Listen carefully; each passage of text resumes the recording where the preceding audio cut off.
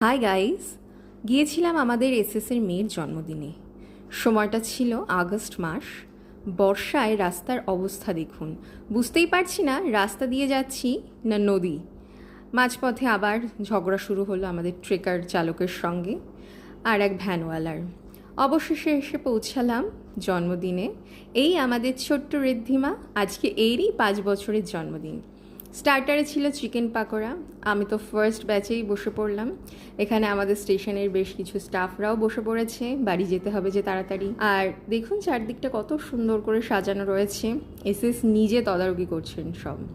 প্রথম পাতে এলো চিকেন স্যাটে, তারপর বেবি নান আর চানা মশলা, তারপর ছিল সাদা ভাত, সঙ্গে মুড়িঘণ্ট, ডাল আর চিপস।